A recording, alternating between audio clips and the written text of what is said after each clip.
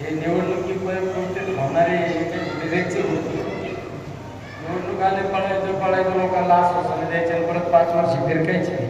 ह्याच्यातलं नाही आता प्रत्येकाच्या कार्यकर्ता. आता आपण आपली ही यात्रेचा 3रा दिवस स्वाभिमान जनसंवाद यात्रा.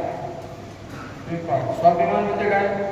आपल्या नगर दक्षिण लोकसभा मतदारसंघाच्या प्रत्येक नागरिकाचा आता स्वाभिमान जागृत झाला पाहिजे. हे उत्तरेकडून जे अतिक्रमण आहे आता हे जर आपल्याला परत परतावून लावायचं असेल तर आपला स्वाभिमान आता जागा झाला पाहिजे. आणि जनसंवाद यात्रा म्हणजे काय? आज तुमच्याकडे प्रत्येक गावागावात जातो, त्या गावातल्या अडचणी समजून घेतो, त्या गावातले प्रश्न समजून घेतो आणि ते प्रश्न आणि अडचणी समजून घेतल्यानंतर त्याची एक प्रश्नपत्रिका तयार करायची मला आणि त्या परीक्षेला मला बसायचं आहे ना. निवडणुकीत निवडून येणं हे सोपं आहे, हे मेरिट नाही. निवडणुकीत जनतेसमोर यायचे, मोठमोठ्याला घोषणा द्यायच्या, मोठमोठ्याला गप्पा मारायच्या, आश्वासनं द्यायचे. जसे 5 वर्षापूर्वी दिले तुम्हाला तसे दिले ना आश्वासन, तुम्हाला आश्वासन दिले ना, परत 5 वर्ष दिसले का?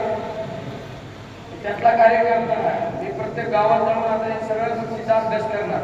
कारण नगर दक्षिण लोकसभा मतदारसंघ भौगोलिक दृष्ट्या त्याचा जर आपण अभ्यास केला तर बऱ्यापैकी आपला भाग आहे दुष्काळी भाग आणि काही ठराविक 20-25%, 20-22% भाग खोलीचा खाली.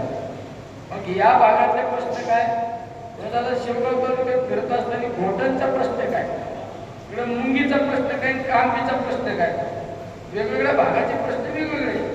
या सगळ्या प्रश्नांची आपण त्या ठिकाणी अभ्यास करायचा, त्याची एक प्रश्नपत्रिका तयार करून ठेवायची. आपण विद्यार्थी, मी कालही विद्यार्थी होतो ना, आज पण विद्यार्थी, याचं सगळी प्रश्नपत्रिका तयार करायची आणि नंतरच्या कालखंडामध्ये प्रत्येक गावातल्या समस्या आपल्या नजरेसमोर राहिल्या पाहिजे. प्रत्येक गावातल्या समस्या नजरेसमोर राहिल्या पाहिजे. तुम्ही जर मला संधी दिली, तुम्ही संधी दिल्यानंतर मी पुढल्या 5 वर्षाच्या वेळेस तुमच्याकडे येणार, त्यावेळेस मी तुम्हाला सांगणार घोटलमध्ये आलो होतो, माझ्यासमोर हे प्रश्न आले, ते प्रश्न आले, हे प्रश्न मी सोडवण्यासाठी प्रयत्न केला, ते प्रश्न सुटला, ते प्रश्न प्रलंबित आहे, यासाठी असा प्रयत्न केला. अशा पद्धतीने तुमच्याकडे आलं पाहिजे. आज तुमच्याकडे तुम्ही ज्यांना 2019च्या निवडणुकीला आपण ज्यांना मदत केली ते आज तुमच्यासमोर त्यांना यायला नाक आहे का? त्यांनी तुमच्याकडे कशा पद्धतीने आले?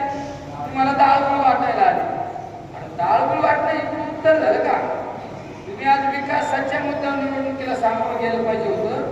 तुम्ही सांगायला पाहिजे होतं की मी 5 वर्षात हा कामाचा लेखाजोखा मांडलाय, हे माझं काम आहे 5 वर्षामध्ये असं सांगितलं तर मी तुमच्याकडे आज तुमचे प्रश्न समजून घेणार, तुमच्या अडचणी भविष्यात सोडवण्याचा मी प्रयत्न करणार आहे.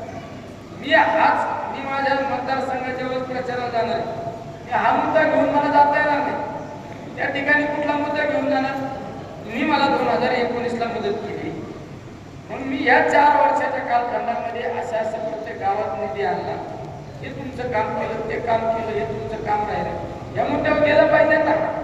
पण मी जर तिकडे आता तोंड दडवायचं म्हणतो जमणार आहे का? तोंड दडवणारा कार्यकर्ता नाही मी, प्रत्येक कामाला रिझल्ट देणारा कार्यकर्ता आहे. प्रत्येक कामाला रिझल्ट दिला पाहिजे. तुम्ही ज्यावेळेस या मतदारसंघाचे लोकप्रतिनिधी म्हणून संसदेत गेले, तुम्ही पहा आपला देश हा कृषीप्रधान देश म्हणून आपण या देशात पाहतो. देशातल्या शेतकऱ्यांसाठी तुम्ही कधी प्रश्न मांडला का लोकसभेत?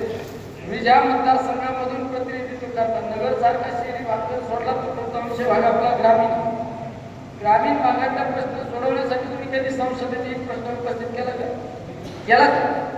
कधीच केला नाही. शेतकऱ्यांच्या बाबतीत नाही, दुधाच्या बाबतीत नाही. तुम्ही जर शेतकऱ्याला न्याय देऊ शकले, एका बाजूने सरकारने म्हणायचं की शेतकऱ्यांच्या आत्महत्या थांबल्या पाहिजे, शेतकऱ्याच्या आत्महत्या थांबल्या पाहिजे, फक्त घोषणा करायची.